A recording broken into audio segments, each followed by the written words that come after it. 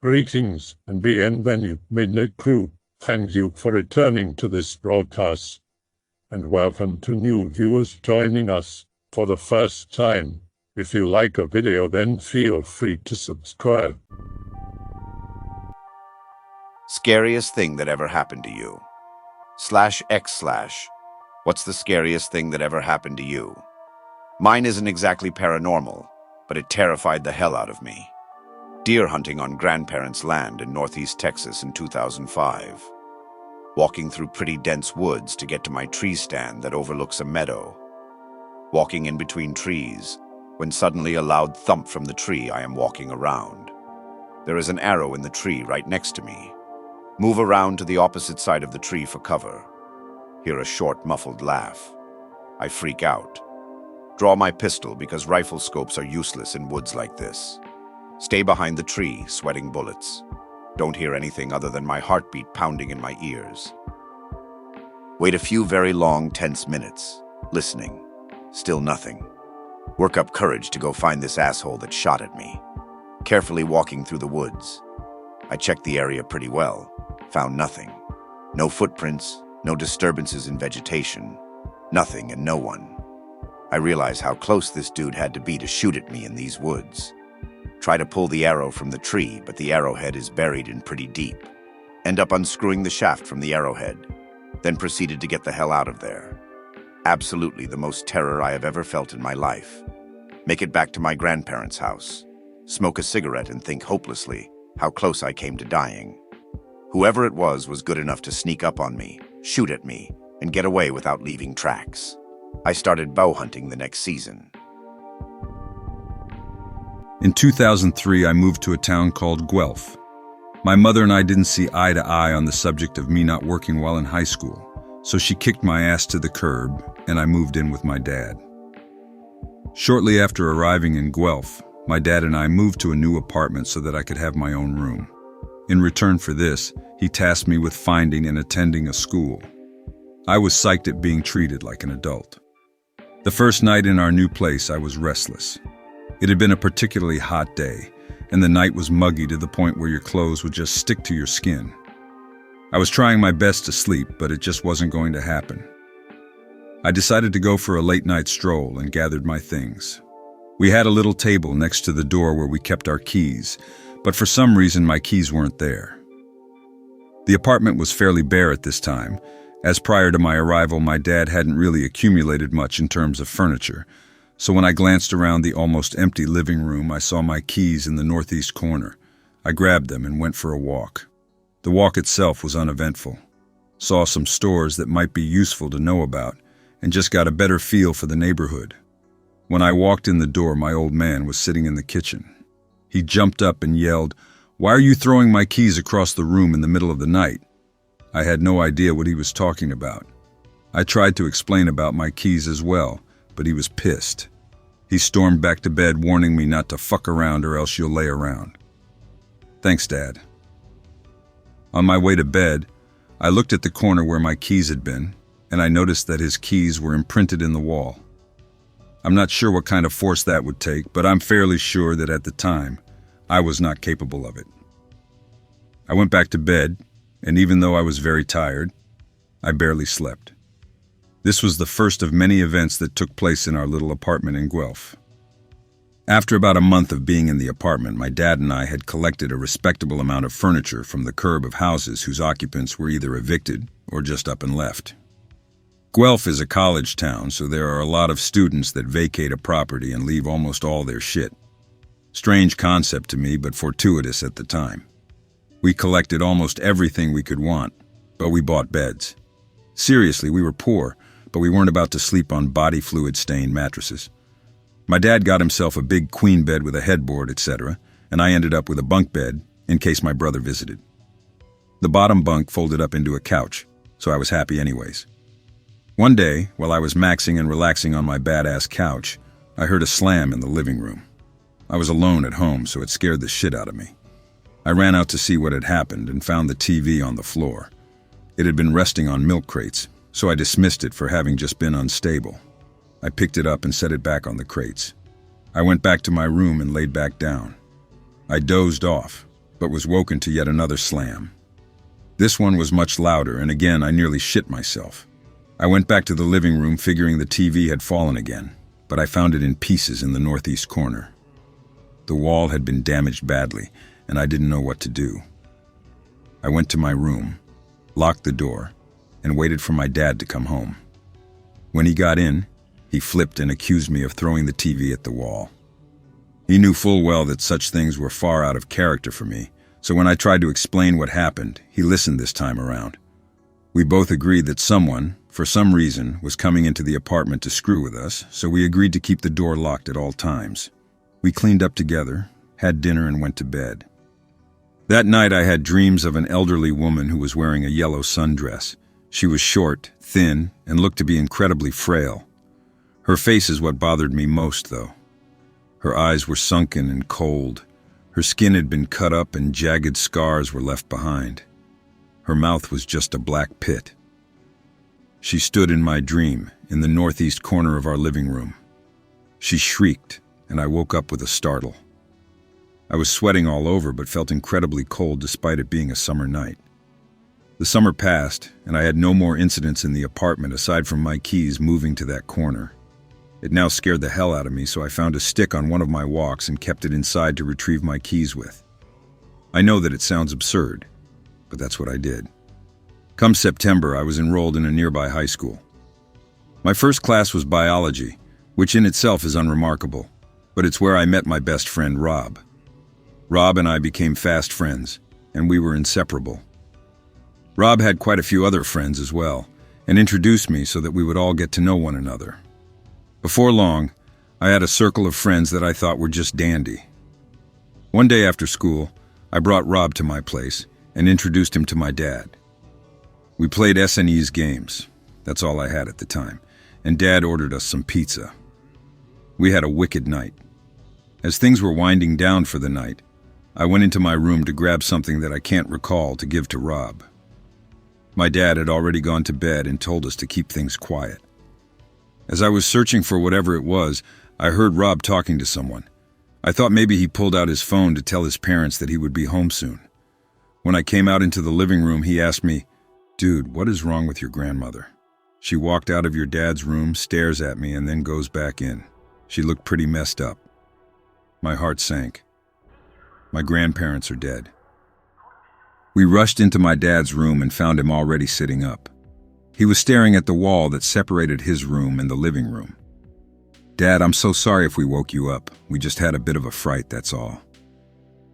He craned his neck in a way that sent shivers down my spine and said, "Naughty little boys did this to me," in a voice that was most certainly not his.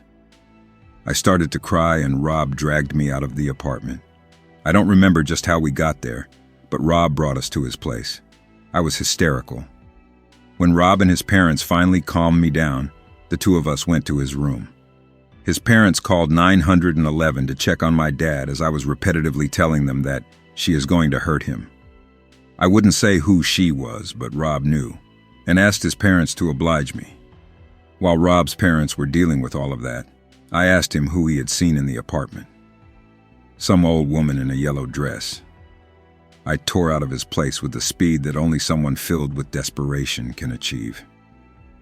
When I arrived at my apartment building, there were 2 police cruisers outside. I feared the worst. I walked up to our unit, each step reaffirming to myself that my father had met some grisly end at the hands of this woman. What had actually happened, though, was just as shocking. The police woke my dad by knocking on the door.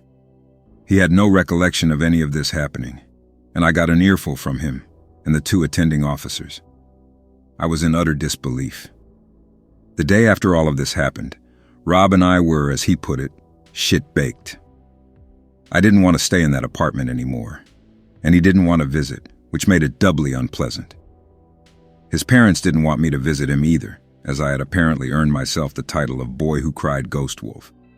September continued on and passed, and the events in the apartment seemed to calm down. Christmas time rolled around and all was well. The events in my apartment seemed to have stopped, and Rob and I were allowed to visit one another freely again. My dad was out of town for work, and I decided that it would be great if we had a party at my place. Rob agreed wholeheartedly. It was the 23rd of December. I recall this vividly because I was avid that we keep the place clean for my dad's return the next day, Christmas Eve. And the booze flowed freely. The apartment was small, but we managed to fit around 30 people in there, and it was rockin'. Good music, good drinks, and even some good women. We were all having a blast. By around 2 a.m. on the 24th, there were only 6 or so of us left. Rob, his girlfriend, me, my girlfriend, and a couple others that have since faded into obscurity.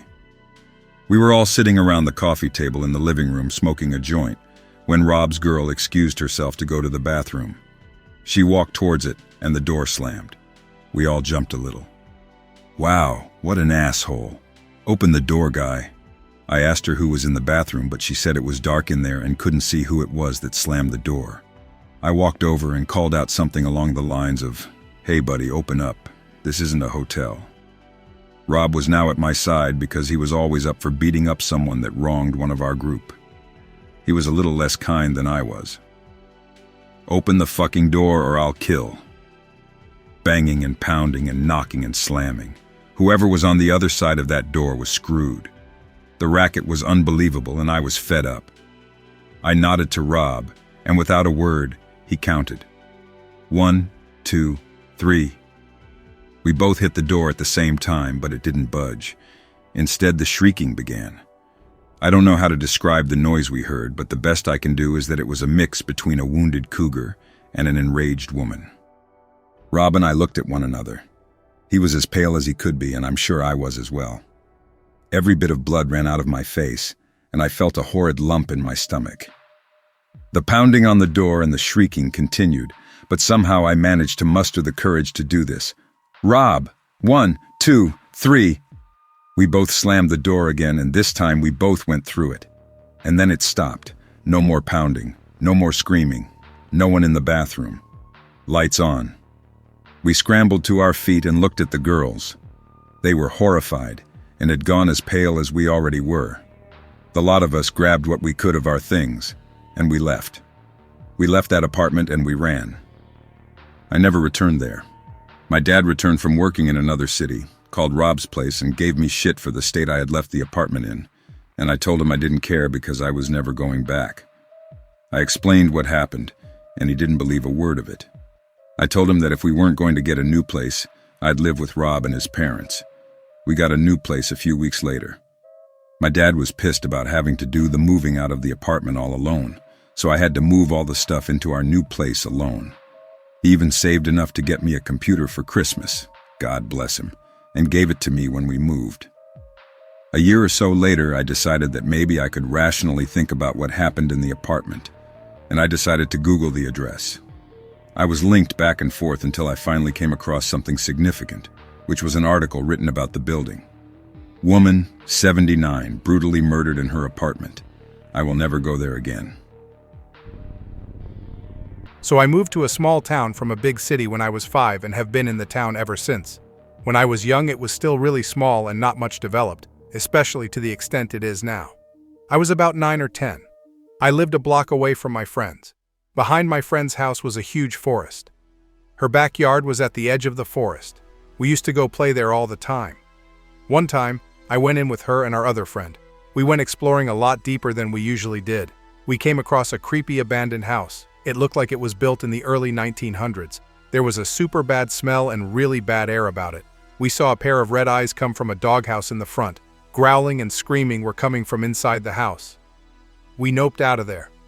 We were running, and it sounded like we were being chased. We noped even harder.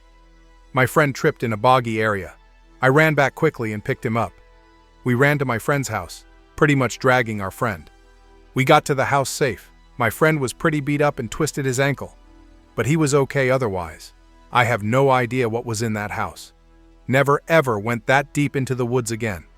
At the time, I was just afraid it was wolves, and I was sure I saw a wolf-like figure. The screaming I can't explain. I asked my older cousin who lived on the same street, and she said it was a haunted house. Unfortunately, the entire woods is now gone due to the town expanding. Wish it wasn't so I could go back and try to find that house again. I got chills just writing about it. Used to play in the woods all the time as kids and came across some weird shit, but never anything as bad as that house. It was basic training at Fort Jackson. During our scheduled night training, we were directed to find marked signs.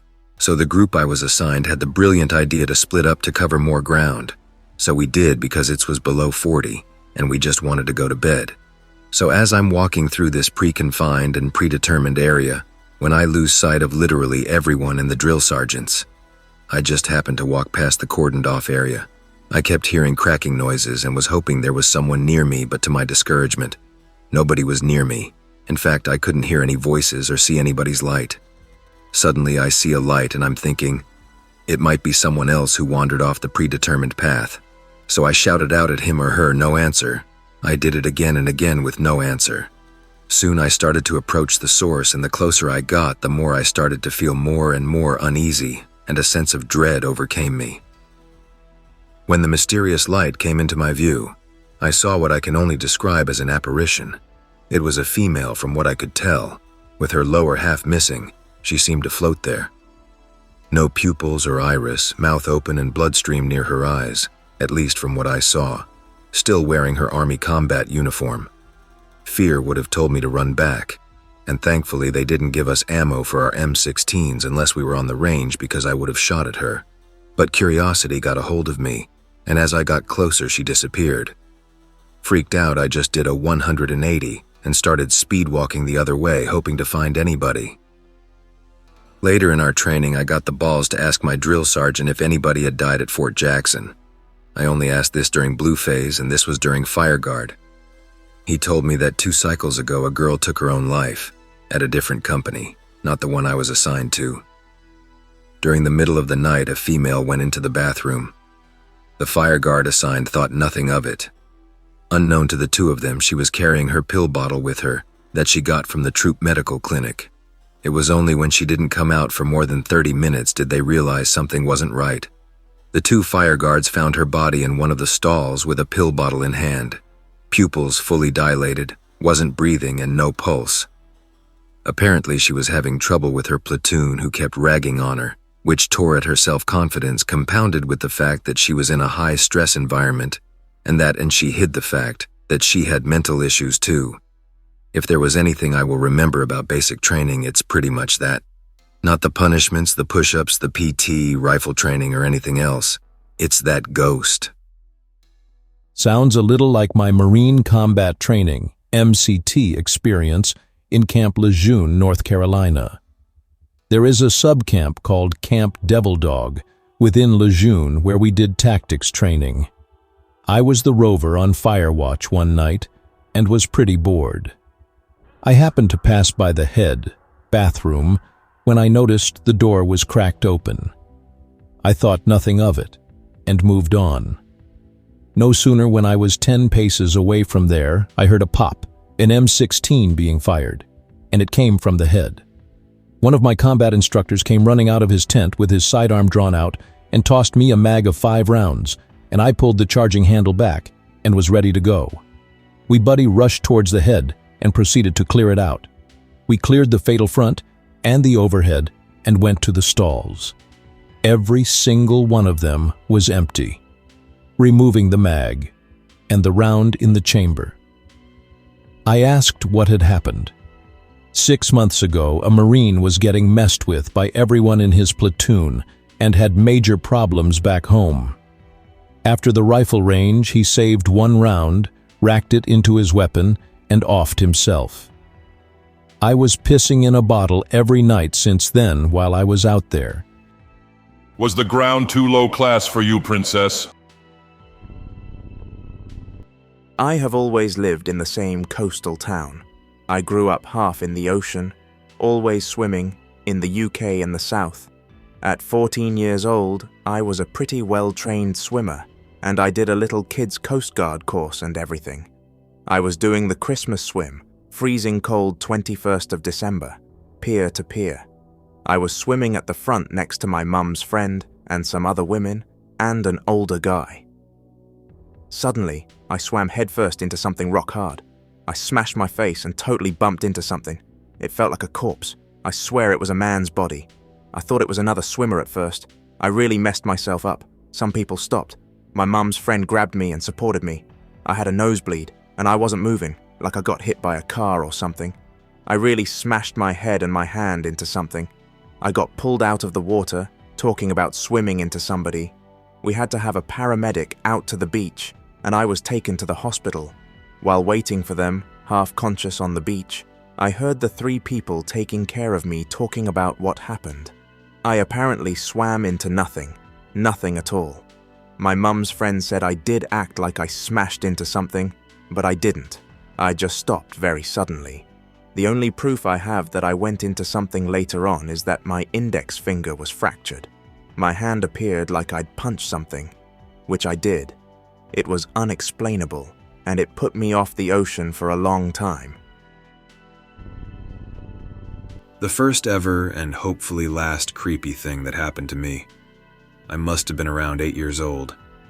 I always used to sleep with a nightlight back then, but it was around that time when my dad was trying to change that. He was one of those real men don't cry types, and he would come to my room at night when I'd fallen asleep and switch my nightlight off. Every time I woke up in the middle of the night to go pee or whatever, and found the lights switched off, I'd freak out because I was sure I'd switched the thing on before I went to bed.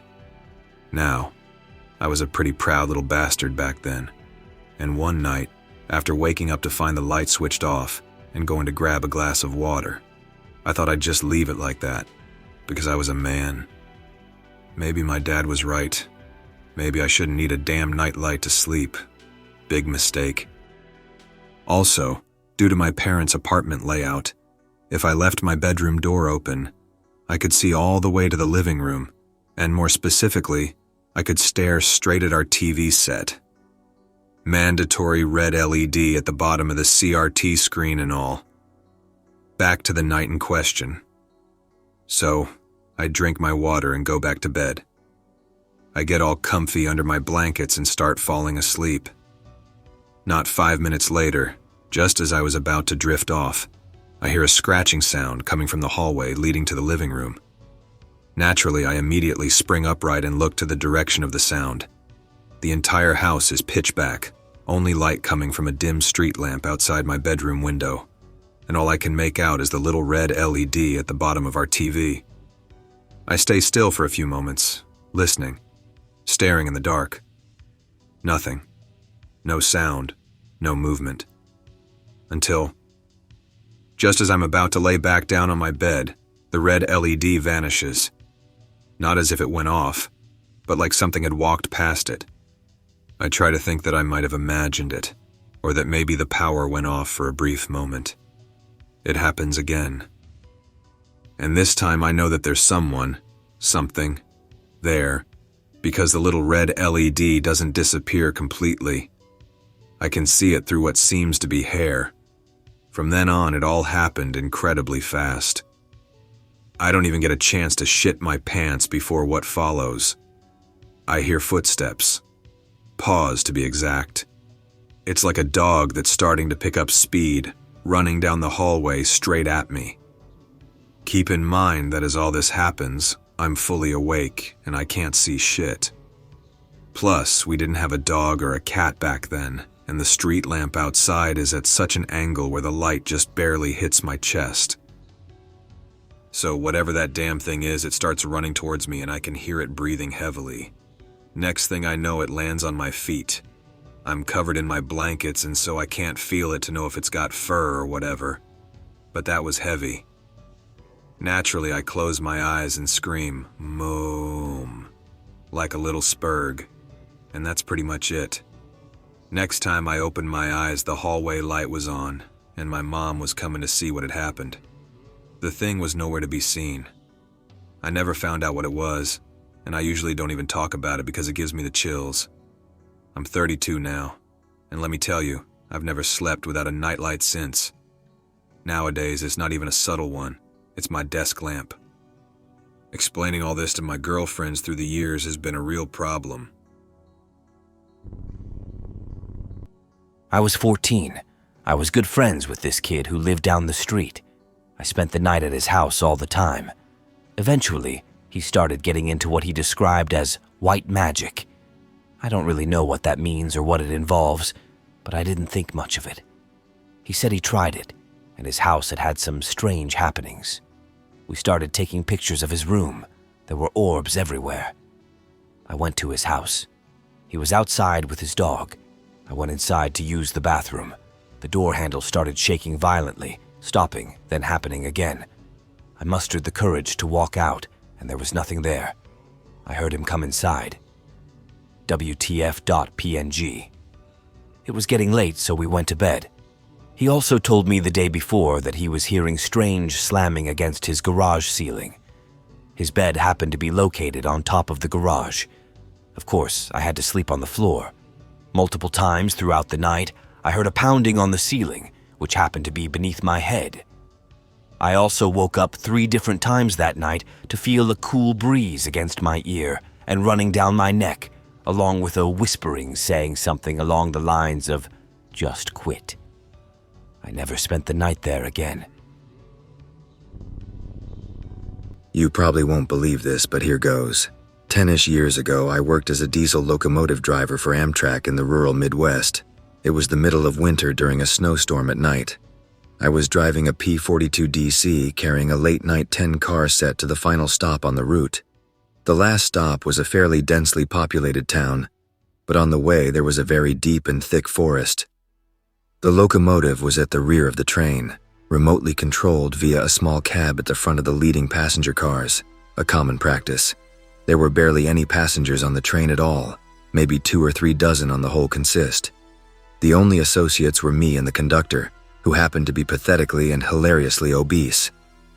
In the middle of the forest, I began to daydream like I normally do on quiet runs. Suddenly, I snapped alert. Headlights illuminated something big standing on the tracks. Dear God. It was 20 feet long and looked like a bloated, slimy brown caterpillar mixed with an octopus with meaty sausage tentacles. On raw blood instinct, I blew the horn for all it was worth. The thing galloped off the tracks, dragging sausages behind it, disappearing into the darkness. I was doing 67 at the time, and if the thing was a second late, I would have hit it. I remained in utter shock thereafter. Note to the reader that there was a whistling ban in the area, and I had probably just startled everyone else on the train into shitting themselves. The conductor paged me over the walkie-talkie, but just as he began to speak, I interrupted him. "Did you fucking see that?" After he didn't talk for a good 15 seconds, I explained to him my best interpretation of what I saw. He laughed his ass off and brusquely assumed I was joking. I told him to forget it and said nothing else of it. 10 minutes later, I cleared the forest. 5 minutes after that, I arrived at the station. I watched the passengers leave. One lady, however, tapped on the control cab window and asked me to step out. I got out. She told me, shaking, that she was a passenger and caught a glimpse of the thing running into the woods, and that she also overheard my conversation with the fat-ass conductor on the talkies. The realization hit me that I was not just seeing shit, and my heart turned to ice. We gave each other the most awkward farewells, and she left. After work, I went home and barricaded my condo and slept with my handgun. I told my manager that there was a bear on the tracks to avoid getting an infraction for blowing the horn, and they believed it. Conductor mercifully didn't rat me out on that, but we still have trouble getting along. I've had a pretty sheltered life, but I will remember this until I die.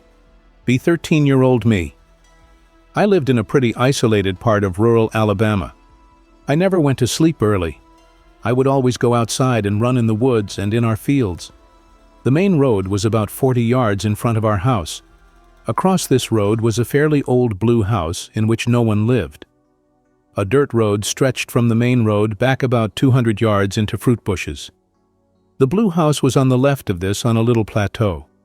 A single telephone pole security light illuminated its yard and dimly lit the road.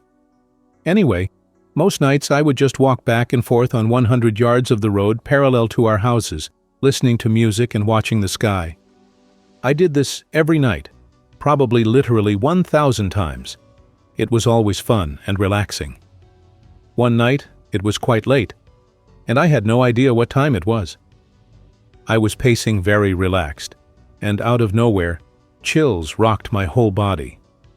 I was staring down the road, almost paralyzed.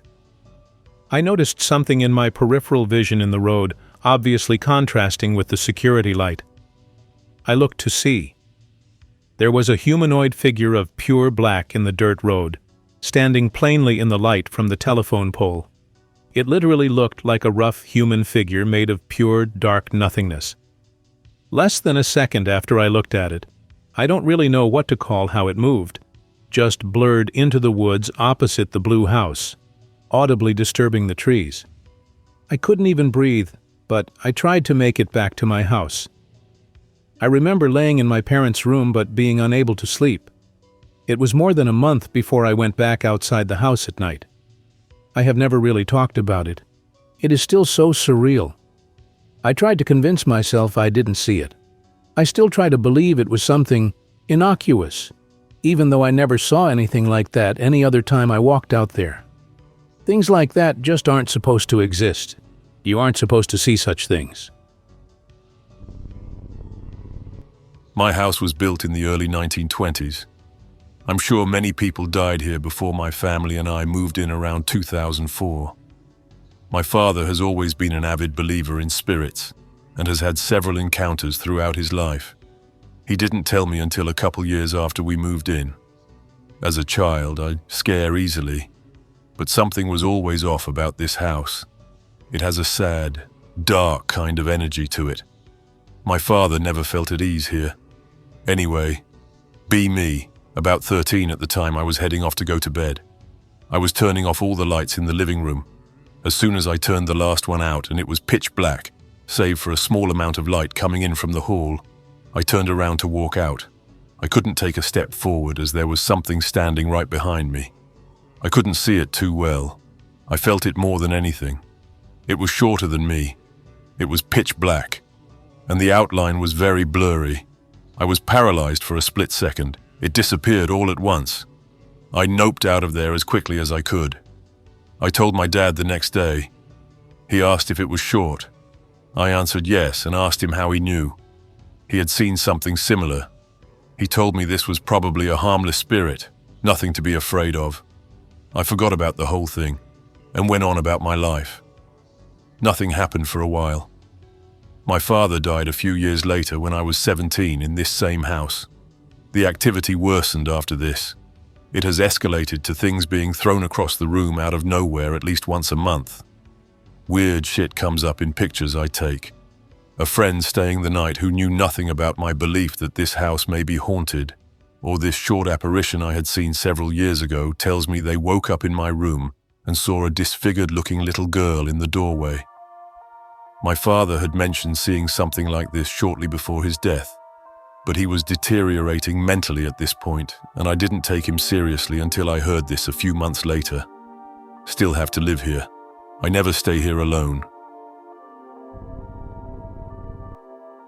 I was around 8 or 9 at the time, but I honestly didn't know the guy that well. Got the sense he was the family fuck-up, not like, oh, he's trying another get-rich-quick scheme, what a dreamer, more like, oh, Jesus Christ, he got drunk and did what? And how much is that gonna cost? I knew he had been in jail for some petty stuff like robbery and assault. My earliest memory was when I was 6 and he showed up at my birthday party out of nowhere. He tried to take some of my money, saying he would hold on to it for safekeeping and invest it. I almost gave it to him because I was 6 and naive, but my grandpa saw it and grabbed him by the shoulder and tried to quietly kick him out. Did not work. He put up a fight which ruined my party and made me cry. I only saw him a few more times after that, and maybe he'd send me a card on the wrong holiday. With the babysitter, though, he was back in town and nobody from my family wanted to deal with him, so he went out drinking at some guy's house. The guy had a neighborhood babysitter, some 16-year-old named Regina something, watching his kids so he could get drunk. I guess the party died down and most of the guy left when he started flirting with her. Obviously, she turned down the piss-drunk 40-year-old, so he was drunk and angry. He waited for her outside and kidnapped her and ended up killing her, and he dumped her body in the woods somewhere. They found her about 2 days after. It didn't take long before he became a suspect and tried to run. My mom shook me and my brother awake one night and told me to come downstairs. My dad was talking angrily on the phone and had his gun out, and my mom was in tears. My brother and I started freaking out, thinking we were being robbed or some shit. State police found him hiding out in a friend's rundown house within the week. I don't know how much of a struggle was put up, but I know there was a chase and they had to fight him. He was arrested, found guilty, and sentenced to life. My dad was calling every family member and friend that night, worried he might show up on their doorstep, I guess. I don't remember much about it. I only found out about it years later when my parents finally told me. We had to fucking move because of it. But yeah, that's pretty much it. I hope that you enjoyed tonight's broadcast. If you enjoyed tonight's story, then please subscribe to the channel as more Greentext will appear daily. A new broadcast will appear when the clock strikes midnight Central Time.